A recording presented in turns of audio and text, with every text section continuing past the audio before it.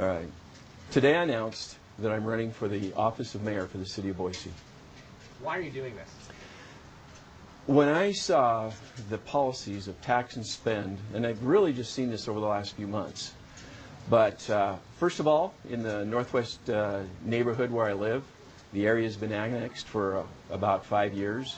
No fire station has been built, and that's a requirement. If you're going to go out and annex, you've got to provide city services in those areas. The second thing that happened was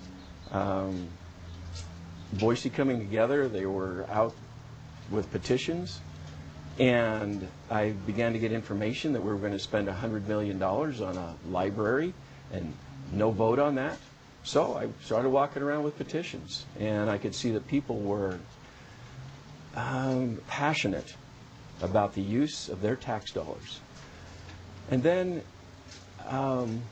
when I saw on the news, the news reports of people losing their homes because the valuations are going up so high and taxes going up so high that now their homes are paid for, but they can't afford to make the tax payment, so now they're having to sell the home that they look forward to living in for retirement. It's really those three things that caused the stirring in my soul that I thought maybe it's time for the citizens of Boise to have a choice. And I'm giving the citizens of Boise a choice between two very distinct policies. After the way you left office in 2003, how do you think you'll be received by voters? Voters are going to be skeptical. They're going to want to see what I'm saying, and an important part of it is, do they believe in the policy? Do they want to change in policy? And will they look beyond what I did when I left office and look at the 20 years of service prior to that time? That was a moment in time. It was a terrible moment in time. I made some very bad decisions. But prior to that, for 20 years, I've been making very good decisions. How do you assure voters that you won't make another bad decision? How do you assure voters they can trust you? I think it's really clear.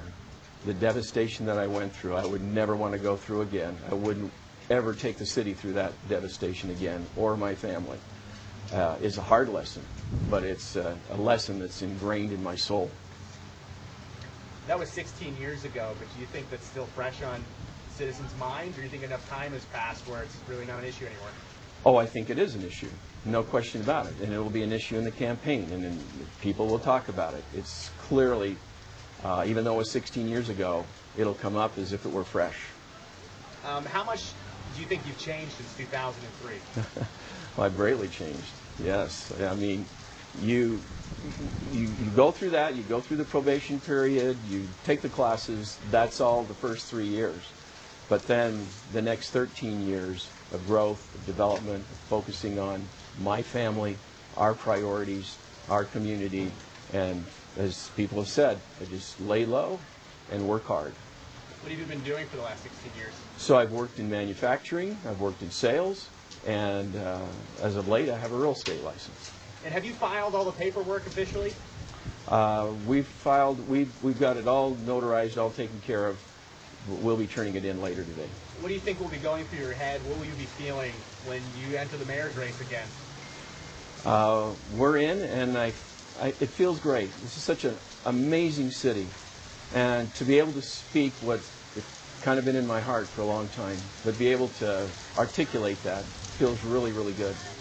What does the campaign look like for you up to November? Will you be knocking on doors? Will you be making calls? What does your campaign look like? Yeah, all of those things. A lot of one-on-one contact. I need to do that so that people can see me and make a judgment.